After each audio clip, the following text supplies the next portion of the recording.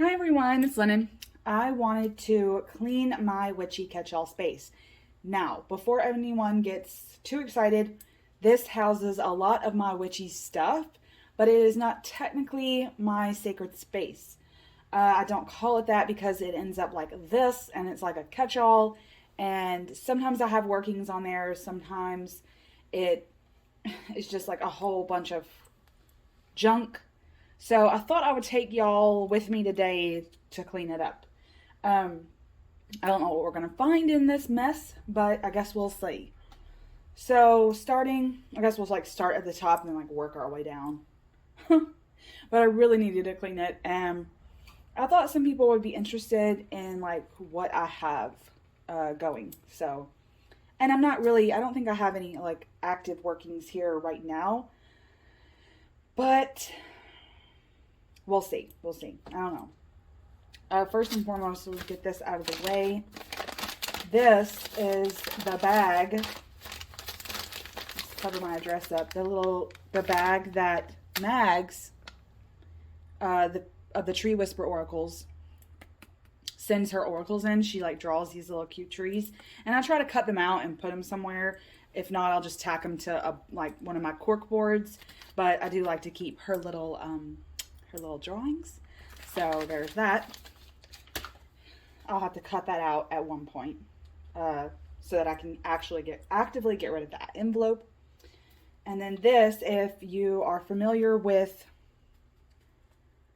I think I've talked about this in a video before, or maybe it was just like the video in which I purchased, like where I shared it because I purchased it. But it's like one of these woven baskets that's got like a woven hinge and a woven knot here.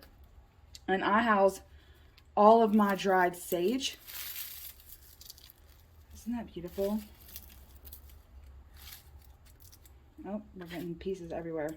And I'll typically take a few like leaves out and either crush them for my jar works or like sprinklings in certain things that I want sage for. Sage is like my go-to because I have such an abundance of it in the garden that, I mean, I could never use my entire crop of it. So I dry what I can, put it in here, and if I don't make sage sticks out of them, I'll put the leaves in here and let them dry. And because this is a woven basket, it allows circulation. So that was really cool too, to find out that this works, that these woven basket like type things work. And then of course I have a lid on it for protection, I guess. It even has a little handle, which I do have like what I call an herb holder in the kitchen, where it's a piece of driftwood that I have put like shepherd's hooks in to hang all my sage sticks and herb bundles that I have drying for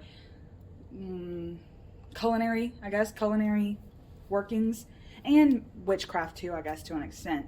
But it's just like my drying rack. I guess I could house this from there, but it's so heavy, the driftwood would probably like be out of balance, and this would probably hit me when I'm doing dishes or something. So I usually typically leave it over here in my witchy space. Okay, I've got like a table behind me because I'm technically cleaning this off, but then I'll have to put it all back on here somehow. So I guess that's the main thing. All right, these are, this is my string. I like to keep string. I've got all kinds of stuff. Oops. I got all kinds of string. This is my nylon. I love nylon string because you pull it, you keep pulling it like a rubber band, even though it's not very stretchy, but it just helps it to, like when you're going to use it, it helps to go ahead and do this with nylon. Anyway, that's not what this video is about. But I use this in my mala making, I guess you could say. I don't make them, okay, like for sale, but here's one, or I guess I could show you a couple. I make these mala type prayer beads, but I make them for specific reasons. I mean, I guess like most people, they have like 1 or 2 sets of these, and it's for something generalized, but I tend to like to do these in a specific way. Like, for instance, this is the underworld. That is any archetype, deity that I want to work with that resides in the underworld. I got a key and a skull, and this carnelian just looks so cool. But I've got garnet, I've got lapis lazuli, and I've got lava stones, because those stones are important to me, all of them, when working with the archetypes and deities that I work with that are in the underworld, like Ereshkigal, Inanna, Persephone,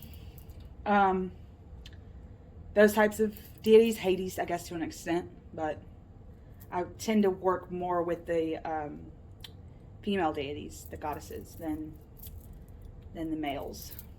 But anyway, so that's like specific to the underworld. And the other ones I do with wire, which messes up my hands a lot, but I do have some wire ones. This is my Terra. I call her Terra because Terra in Latin is earth, but this is like dirt. This is like the earth, the actual earth, not the element, but the planet. And I've got some carnelian, lava stones, and aventurine on this, and it's just beautiful. These are like the colors. It's like a black and green is what I associate the earth with. And then this, of course, is because our planet is 70% water, so I've got this blue bead to kind of represent that, even because I didn't use any blue. But this is like technically the working with the planet, like getting back to earth and things like that. So I'm rambling about these, but I do tend to love to work with these prayer beads. I don't work with them as often as I would like, but they stay up here on my cork board for all to see. I don't really put them in anything. Okay.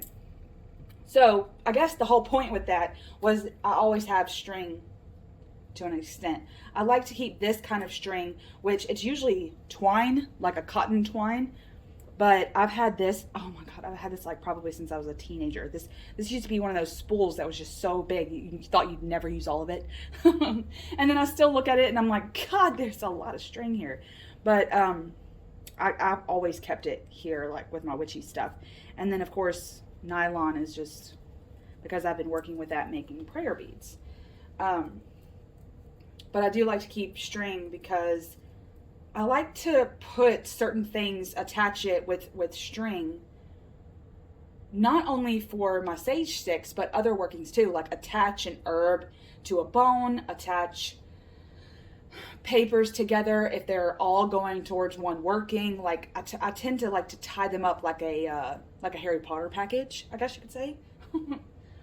So let's put this over here because I have to take everything off to put everything back on. This is actually a box for my thoth that is over here. This is a recent, I wanted a cheapy ass small, like a small card edition of the thoth. I have no idea. I think I was wanting this to do some magic workings with because my working deck is fully trimmed, and I think there was something about the borders that have always kind of made me think of Crowley and Lady Fridaris in a way that meant that it was like intentional, and when we work with magic, it's all about intention and things like that. So I think that that's going to be out in the rain, that's going to be sun bleached, that's going to be like my working, like my magic working deck, not necessarily my tarot working deck. I think I'm going to like working with this smaller edition. So this is the box for it. I don't even know why the box is out here. I hardly ever keep the boxes on the top of these things. But I think that I had, after years of working with the thoth, I've finally gotten around to wanting to read the little white book that comes with these decks, because I never had before. But I'll probably put that in my tarot drawer, which, if you didn't know, this is my tarot cabinet. It has one drawer because it's a sewing machine, And I keep all my tarot decks, most of my tarot decks, in that drawer. Which, if you haven't seen that video of shopping your shelves, shopping your tarot decks, see what's in my little tarot drawer, I'll leave that up in the cards for you. So, I'm going to put this deck back because I don't think I'm working with that side yet. Okay, let's just get rid of the books here for a second. I got my Book of Thoth. I'm working on a video about the universal hexagram, so I'll just stick him in there for a second. And then this is one of my magical journals. I don't show this to people, so, you know, I'm sorry about that.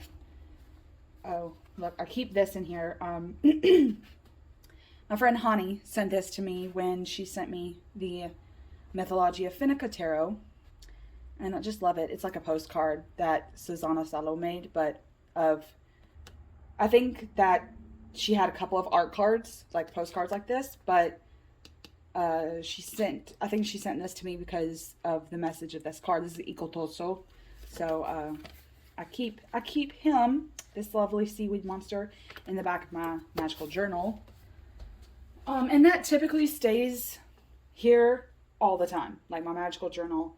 I have so many like journals, if you guys know me at all. Like all these. What's Spider-Man for? I'll have to check that out. Notes on, of course, tarot. I think I was studying a deck at one point, and I think that's what that is. And then I've got, how many is this? 6 composition notebooks. Poetry, YouTube, ideas for videos. Oh, look. So if anyone's interested in starting a channel, I recommend getting a notebook like this. Well, it's just because it works so well for me. I put ideas for videos, and then I put tabs. This, if you want the behind the scenes from Linen, I bought this a month before I started actually making videos. And because when I started, I was like, okay, if I don't have anything to say, like, let me formulate some ideas and see if I can generate some ideas. And then I realized that I had to divide my channel into like my most loved topics. And so I did, well, this paper is like, let's do it like that. I got Sunday because for some reason I had this idea in mind that Sunday would be like Sunday school, Sunday speak up. Talk about topics that are just about anything. They could be about witchcraft, tarot, my life. Mostly they've been like rants or VRs, rambles and things like that. That was like what Sunday was for. So that I could be free and not as severe with my topics. I could have a day where I could just talk about what the hell ever I needed to talk about. And then of course Thoth, because I really started my channel because not a lot of people were talking about Thoth, and I had loved the deck and used the deck for years. And I realized that maybe I could be the Thoth voice, or, you know, one of the Thoth voices. It wasn't really until I started the channel that I started watching all the other, or my, you know, what I call my tarot family, my Thoth tarot family. And I started meeting with them and getting friendships. And that's something that's become really important to me. But anyway, so I had Thoth, which I wanted a specific day for, which #Thoth Thursdays, and then tarot, because I needed something to an outlet day for tarot. And I knew I wanted this all on specific days. And then you can't see this tab because it came off a Witchy Wednesday, which Wednesday is usually about like it's like my witchcraft day. That's what I talk about. This kind of stuff. This will probably come out on a Wednesday.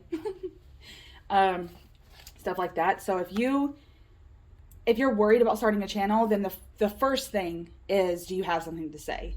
Do you feel like you have something to say? And it really doesn't matter if it's technically interesting. It doesn't have to be interesting. It just has to be something that you want to share with other people.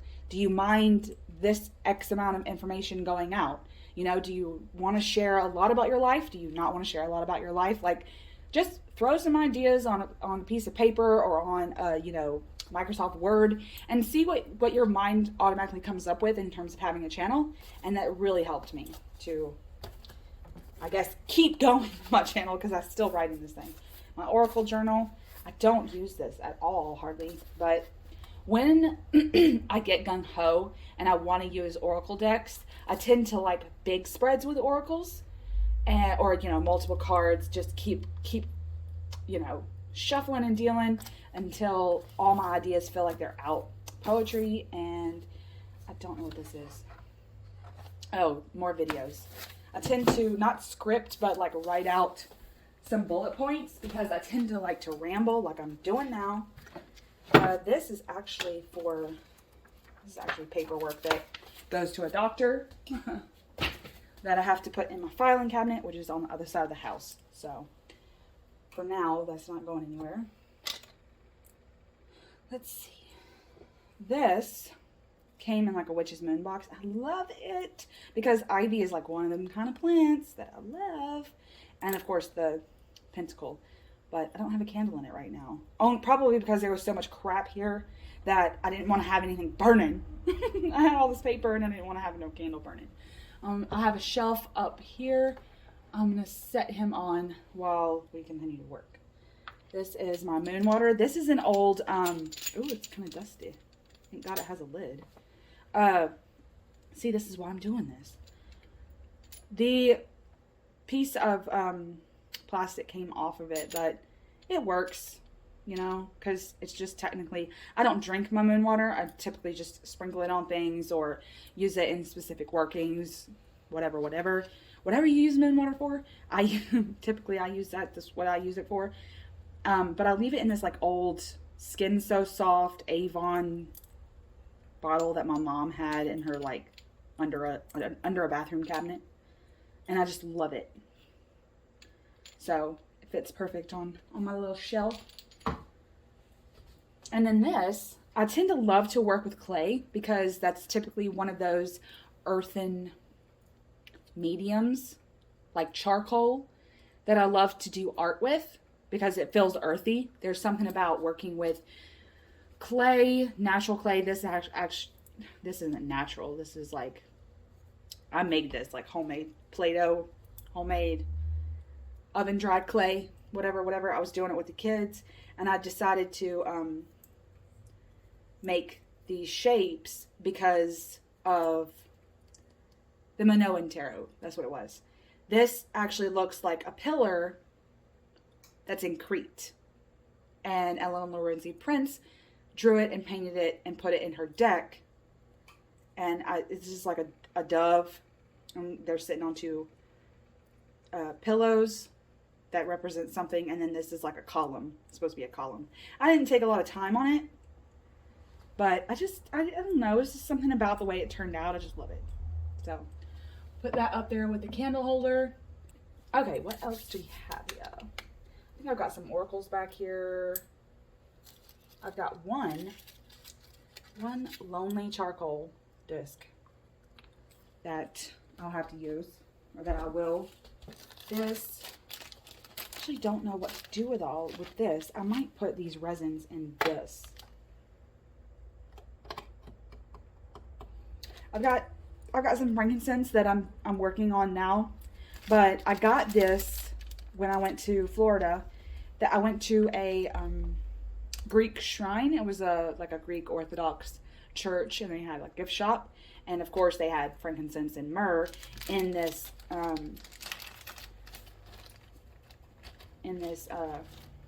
shop because they used it in their church. I just love this stuff, and it's got, these are some big chunks, so I think I paid like $1.50 or something for this, so pretty cool. But like I said, my frankincense is in the same kind of bag. Oh, this is my rose. I went to the cathedral because I like to visit those wherever I go. For some reason, I like to go to these big cathedrals and rummage, like look at all the stained glass, look at all those red candles, you know, those prayer candles going, and it just, something about all that just makes me feel in my, I don't know, in my element. And while I was at one of them, when I went to Florida this past summer, I got this rose scented rosary. It's probably for children, you know, but it does smell like that authentic, this like fake rose smell. But because the beads are wooden, you could technically keep putting like essential oils and things on it. So that's why I got it. But it's an actual rosary. I didn't pay that much for it. I keep it in this little cute little Jesus tin. Alright, what's next? I might try to do something with my crystals. Now, I got this from a Witch's Moon box too. It's like one of those Art Deco boxes. To be honest with you, I have no idea where the lid is. It's probably in my tarot drawer. But I keep most of my crystals here. I love this one. And it's powerful as hell. I love when they have the dirt on them. This is my Firestone, which is very powerful. This is my Sunstone. I don't actually know what this is called. It starts with a C. But apparently Vikings used to use these to find the sun because it would always be like overcast. And you could do this and it would show you where the sun is. Like looking through it like a magnifying glass. Anyway, it's like ice stone or something. But it could be a little wives' tale. But when you look in through the cut part, it is like prismy. I just love scrying with that. This is some onyx, more amethyst because that's like my stone. Got a whole bunch of amethyst, and then here's my lapis. It's got a little bit of a gold in it, but this is technically a palm stone, but it's like a thumb stone. Like you hold it like this and rub your thumb on it. I like it because it's not too invasive, you know. It's not like this palm stone, which is like this is my bloodstone. I actually got this for Egypt to house with my Thoths, and it typically is always near my Thoth decks. So that's a beautiful stone right there. I loved the red and this little patch of white here. Something about warming it up in the hand. It's like, don't we just love our crystals? So technically I got all of these. I'll have to put that over there because it's not going to fit with all the other ones. You can't go wrong with quartz. I have a couple of these around. I got these this past year as well. I just love these. It's like a part of me thinks of crystal caves when I look at them like in configurations like this, where someone just shot a wand up into the ceiling of these crystal caves and these came out. And they're pretty heavy too, but they just look so good on my table. So I've got 2 of these quartz, and then I've got this big tourmaline that we have a couple of quarries here where I live, and this came right out of the earth. I mean, we still see some of the red clay because here in the South we have dirt that's called red clay, and it's like a red color. Still got some of that red clay in there, but it sits perfectly like a tower. It's just awesome. And not to mention the fact that having it on my tarot table really helps with the negativity. Oh, these are my headphones. I'll just hang those from my cork board. I'm going to have to move him. This is one of my wire malas, prayer beads, whatever you want to call it. I don't really like the term mala. Prayer beads, I guess. I put a skull on it. And all the colors, this is death. This is my, I guess you could say my memento mori prayer beads. So I've got quartz, onyx, and tiger's eye. And those are like the colors I work with death. Put that up there. So I need to get it out of the way. I got my little gnome here, which I bought with my sage thing. This is a piece of glass that I found in my yard. It just looks so, it's probably from some kind of like glassware, like maybe a cup or a plate or something like that. You know, it's not really valuable or anything. It's not crystal, but for some reason the shape and all the worn edges, it's not sharp anymore. Just, I don't know, just felt like it was so cool. And then I've got these clay snakes that I made, this Ouroboros, and then this silver glitter snake that for some reason I love this thing. Like, I love it. I love working with it. I love looking at it. Something about the glitter and the spiral, you could just scry with it all day. So I typically keep these here unless I'm using a working, or unless I'm doing a working on this like little dish thing. But mainly he's just pretty, and I just like looking at him on my table.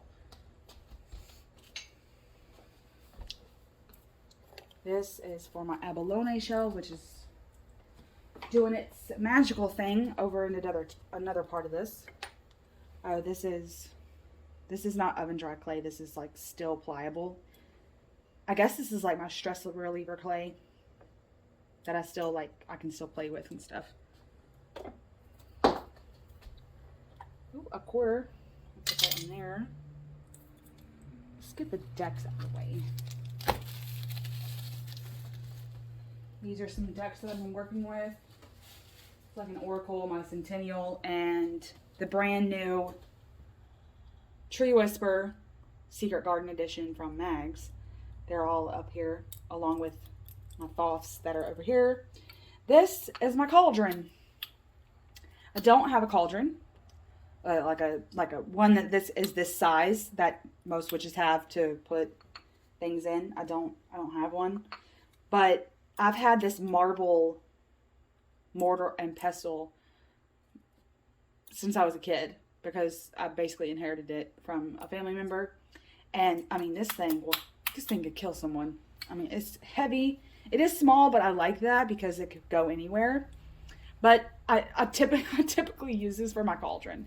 There's still ashes in here and herbs and things that I burn.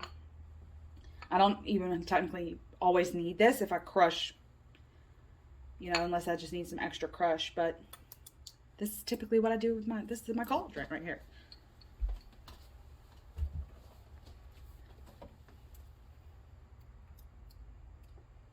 This is hundreds of years old. It's a brick. And when I need some brick dust, I just, you know, tap a piece off of it with a hammer or something, a chisel of some kind, like an old screwdriver. That works well, okay? But anyway, so I got an old brick that I do. This has a rock in it that I'm afraid to get out because every time I touch this jar, there's so much energy here. This is graveyard dirt. I got these two at the same, that's why I keep them like this. It's like the energy just flows through both of them. But this is this brick I got when I dug out this. It was like it came out almost like this. So there's like hardly anything left, and I was like, wow. But because of the energy of the brick, I knew for some reason that this dirt was really, really potent. So this is some graveyard dirt, and it's got probably a piece of this brick in it. But I don't know, it just adds something to it, and it allows for my shake factor. And my husband, who says he's not magical at all, which I don't believe that. I believe everyone has magic. He says that when he picks this up, or when he did pick it up, like when we were transporting it from where I got it, that he felt tingles in his hand. So this graveyard dirt is pretty powerful. So I keep that on the table. Keep that on this table. I got one of these old candles from the Witch's Moon. I love these beeswax candles because you can't find these colored beeswax anywhere. Like, I can't find them anywhere. Even in my metaphysical shops, they're the pillars that are just solid. They're not like beeswaxy like this. So I just love them. And plus they put like these essential oils all over them that just makes them smell so witchy. And I actually left Dance of the Nymph. This happened to be like a fairy box. This was years ago. But one of these days, I'm going to light this bitch up and play with the fairies. But I haven't done so yet. This is my friend candle holder.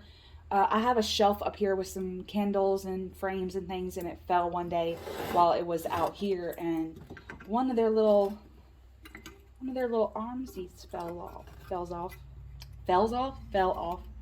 broke off. So I've got to glue that back. But I love this because it shines on the wall, the friends hugging scene, which is the point, like, to look. Plus there's 4 people in my family, so that helps as well, even though this is technically friendship. But I use, in terms of magic, it's more, you light it, you see the people dancing on the walls, these figures. There's 4 of them. You can, like, meditate on the family, meditate on sticking together during, you know, argumentative times and times where you feel like you're all at each other's throats. So that's kind of when I work with this. But I've got to fix him because they broke. Post-its, because nothing more witchy than paper. I'll keep that over there. All this paper. Oh, Hani sent me this lovely, like, Book of Shadows page of mugwort with some mugwort, which doesn't grow here. So I was, like, extremely happy about that. I'm going to tack this up here to the wall. What is this? Oh, this is an OM sheet because I want a giveaway with some OMs. They're in this, and I keep them up here too. I should keep this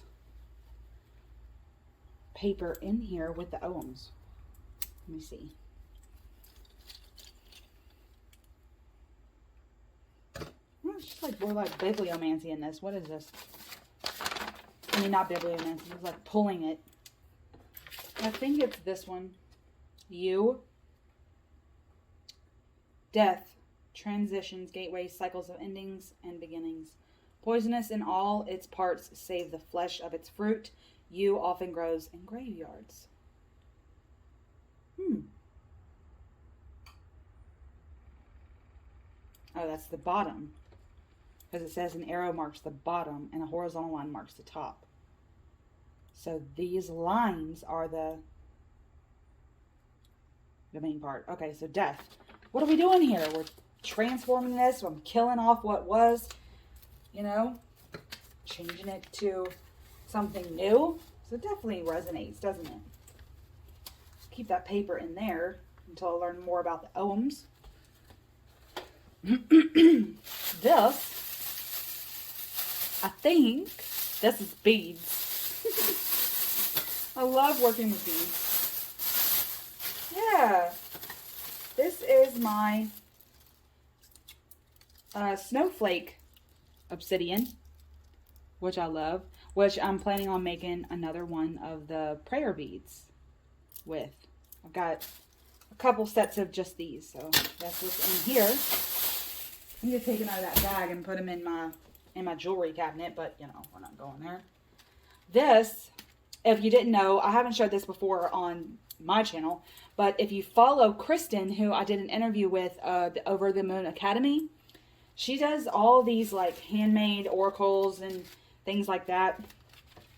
And recently, like, I guess Halloween season, she did the Blood Moon Oracle. Thorny Roses, Crystal Ball, Heart, Black Widow. I mean, they're so good. She just made them, like, on Canva or something like that, but I just loved it. And I dyed the back with, like, blood splatter, which didn't work. Some of them came out, like, transparent because it was, like, too saturated. I let them dry out in the yard, like, on a table, my yard table. And some of them kind of, like, went transparent. So it didn't technically work out, but I wanted it because it was, like, the blood moon. And someone messaged me when I shared that on Instagram and was like, is that your menstrual blood? I laughed out loud because I was like, okay, well, technically, I can see where you got that because it's me. But no, I made it with tie-dye, like tie-dye solution that I had laying around, like, when me and the kitties tie-dyed something. And see, like, you know, some of it kind of, but I think that adds to it for some reason. Like, for some reason, it just adds something to it. Like, I bled on it. And it, I don't know, I want to keep it forever. And I found that this black organza bag probably had some kind of jewelry in it, something. And it just worked perfect for this oracle. So I'll leave Kristen's links below, because if you haven't checked her out, please go and check out her works. She's got so many free things. And then, of course, she's got some for sale. I love all of her work. I think I have some over in this corner too, but we'll get there. This is my butcher, my tarot butcher. Now, I know you guys haven't seen it since I've done this, but I didn't end up liking the window thing, even though a couple of you had some really good ideas about this. But I cut out all 78 cards of this cheap Rider-Waite. I cut the circles out of it all, and I used the main workings of these cards like an oracle, you know? And they're like little tarot tokens. I mean, look how cool that looks, just like slithering there like a snake. It just looks so cool. A lot of baby blue in this edition, isn't there? So I cut out what I consider the main parts of the cards. Let's see, what is that? The Tower. You can use it directionally. You can just, and it's actually pretty easy to like just overhand like this. I mean, I would do it the other way so I wouldn't see what cards come up, but you could do it however you want. But anyway, this is from a tarot butcher. I'll leave that video for you to go and see too. Keep those two up here. This is another organza bag. I think I meant to put something else in here, but I can't figure out what it was until I get all this out. This is a sticker. Where do I need to put this? I'll put this up here. I got all this money. What do I have all this change for? This is very special to me. This is one of those frames that you put the stick in the back, and you can put it however it comes. It's hard, and it's a mill that's on a university. I guess the university's property, and we were going and visiting the university one day because it's got beautiful lands, trails, and things like that. So we went one year, and just me and her. So I love that, and she got this printed for me on this like piece of wood. So it always stays here to remind me of that. These are all, this is all magic correspondences that I've gotten from various YouTubers. Here's a little envelope. I just love it. Oh, here's one of my dust rags. This is an old pair of headphones that don't work no more. Goes in the trash. Oh, I think this goes to my Polly Pocket. Here's some twine. I always try to keep this twine because some of these correspondences had some twine on it. So I like to keep some my correspondences. Oh, look, I got Panda. That's from so long ago. And then Sparkle Divine, because I ordered that mushroom necklace. This is from Seance Perfumes. If you didn't know, Seance does like gothic style or gothic named perfumes, like perfume oils that are divine. I think this is a sticker. And then this, oh, it's from the Oracle that I won from Panda. I think I was going to use that as like a bookmark, like a tarot bookmark. But it's with all my correspondences. And I'll technically put those like in a letter box. I have a big box that I keep, that I have letters in there from like when I was 8 years old or something like that.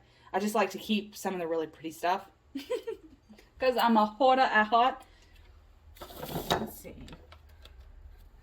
Oh, I made these dried oranges.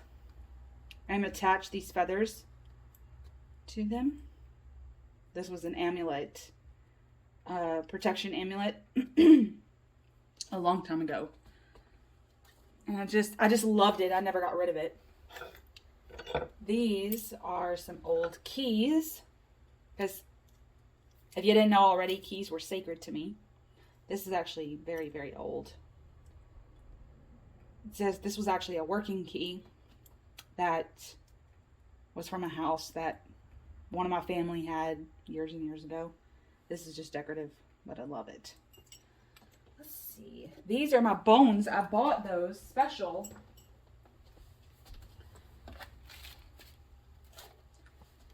I bought these bones special. They came dyed. These are deer bones. And the spirit something, I'll leave it below. I did it through their Instagram. But they hand dye these bones. I think this happened to be indigo and pomegranate. They use these earthen fruits and natural dyes to dye these bones. Oh, that was tape. I don't know what that's in there.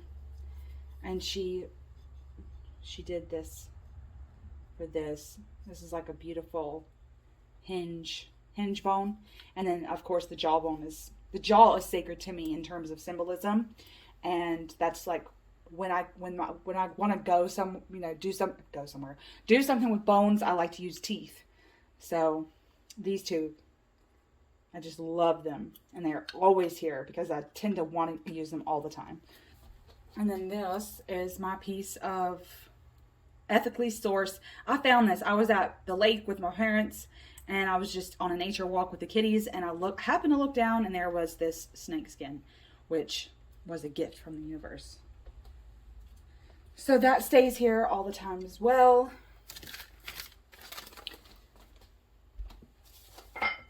Oh, and if you didn't know, this is a mirror. Just like I got it from the dollar store. But I tend to work with this too in scrying.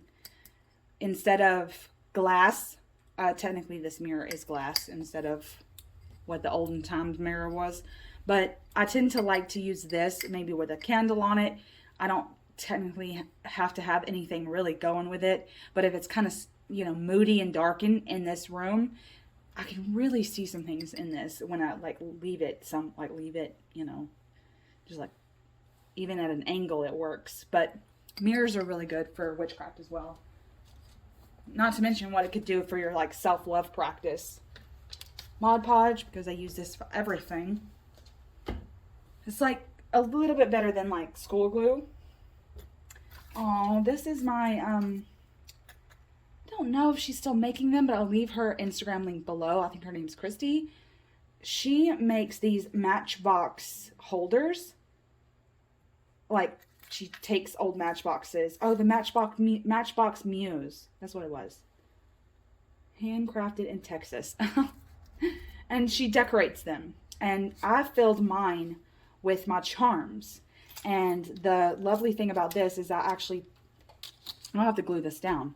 But I put a little key where it says the card is for luck, the dice is for numbers, whatever the number is, a lantern for light, things like that. The opal for family, because that was my great-great-grandmother's, we knew, for some reason, we knew that was on my great-great-grandmother's birthstone.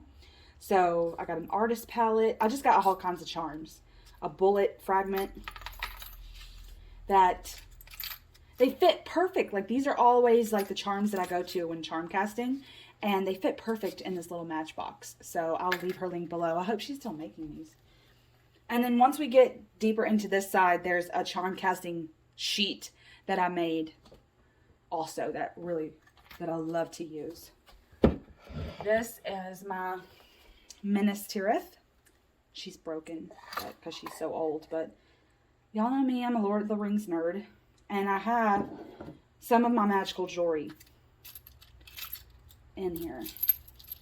Like a Hamza. Just some stuff from childhood that I keep in here. It's like jewelry, tchotchke, something. Alright, let's take my rag and dust this. I got a little trash can off to the side. Okay, let's get this out of the way. This is my small Thoth. This is my Barbara Walker, which I still am, but technically been using it through the spooky season, the dark season, the dark time of the year.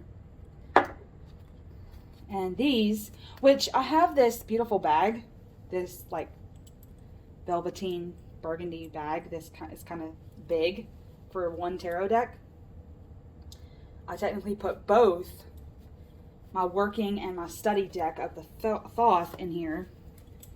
Technically, I put the Bloodstone in here with it, and that's how I keep my two most used Thoth decks. But they never stay in the damn bag. They're always out. So I was like, what the hell do I need a bag for if they're always out doing something with me?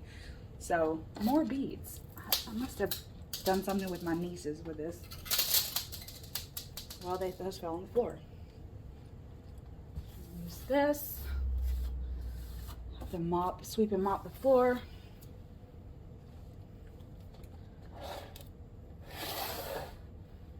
Now let's start putting some stuff back. I guess I could skip all that for you guys. Actually, I can't have this at the bottom.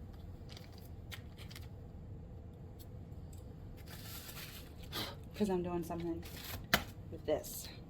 Oh, and just so you know, I'm actually working on a couple of decks that should be coming out pretty soon. So I guess stay tuned for that. I'm so excited.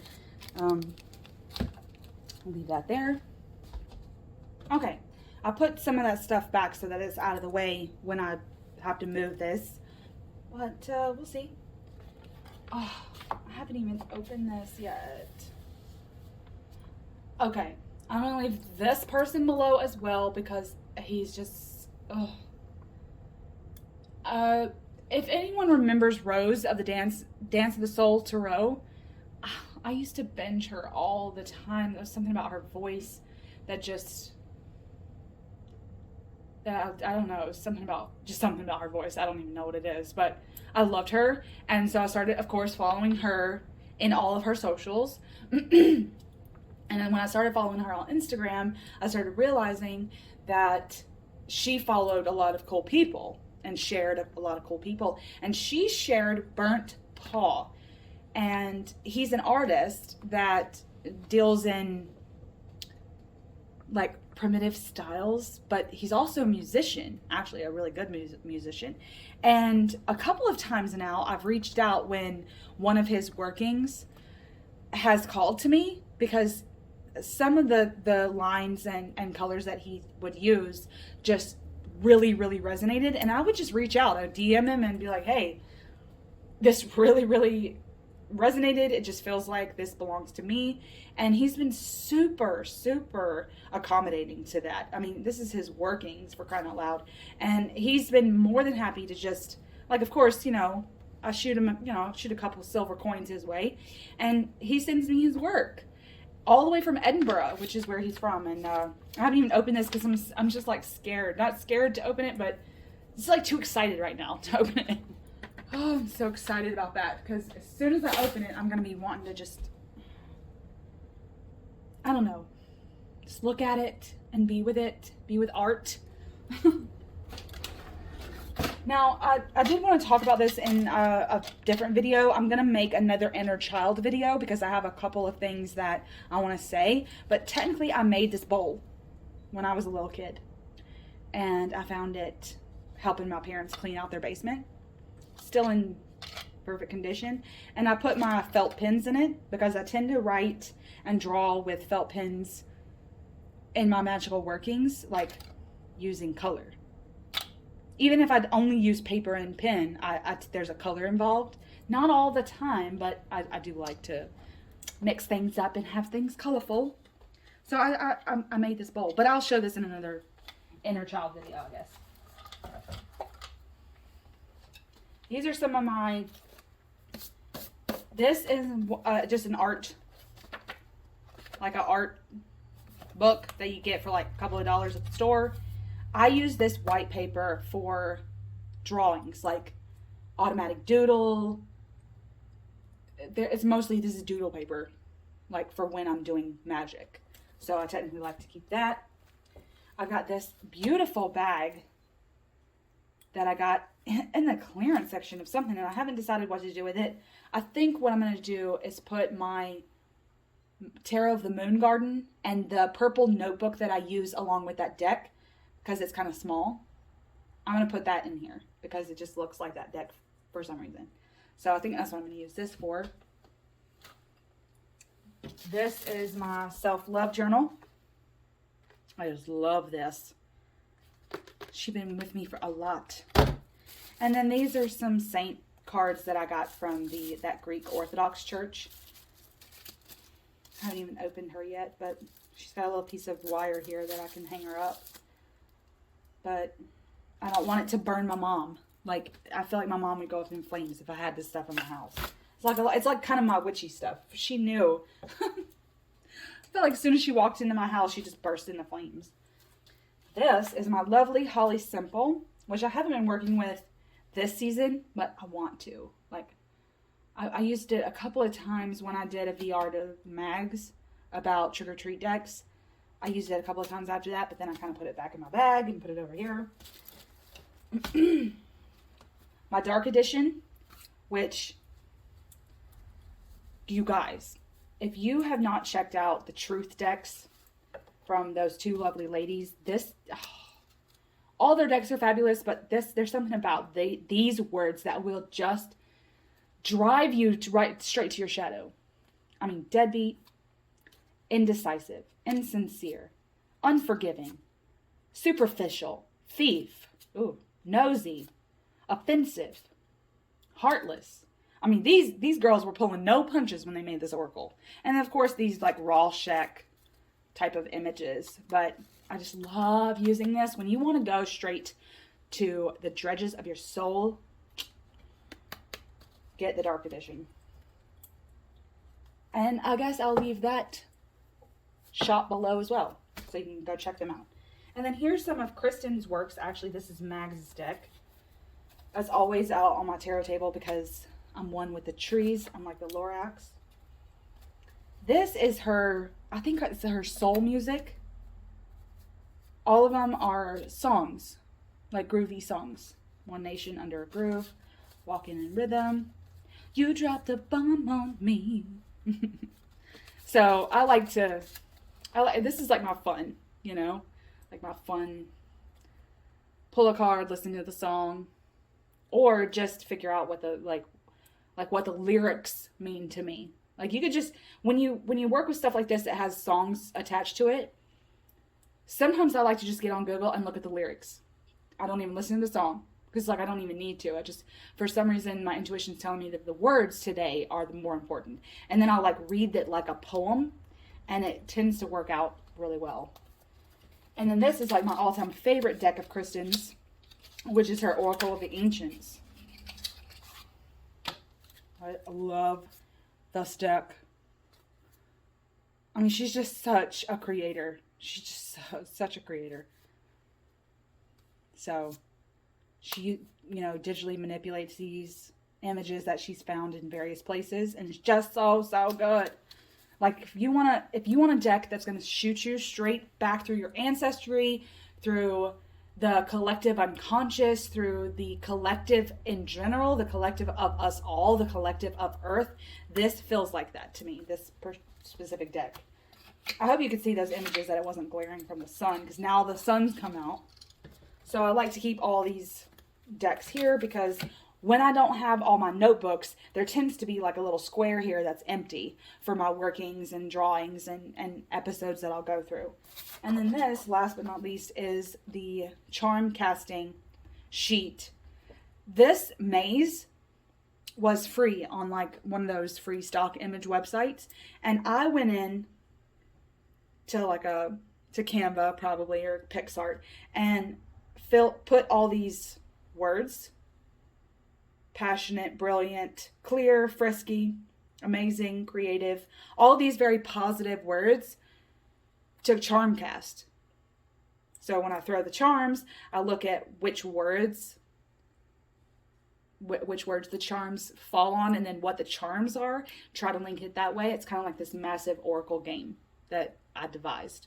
So this has been really something really cool that I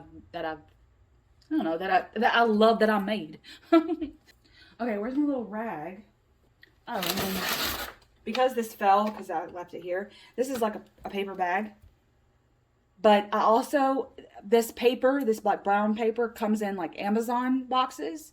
I love to keep this for packages, for certain magical workings, because it just looks so witchy. For some reason, this brown paper tied up with string just makes me feel so witchy. So I love to keep that like lunchbox paper.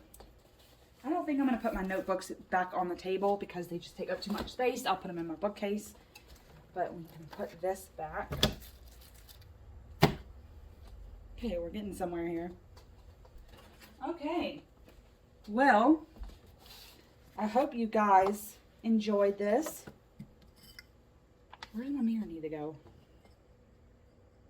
We'll put it there. Good. Okay. I hope you guys enjoyed this little cleanup, I guess you could say. And a little into my witchy catch-all space.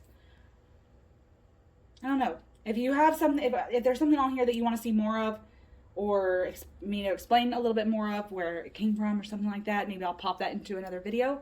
Let me know below. Anyway, have a magical day. I hope y'all are cleaning something too. And I'll see y'all next time. Much love.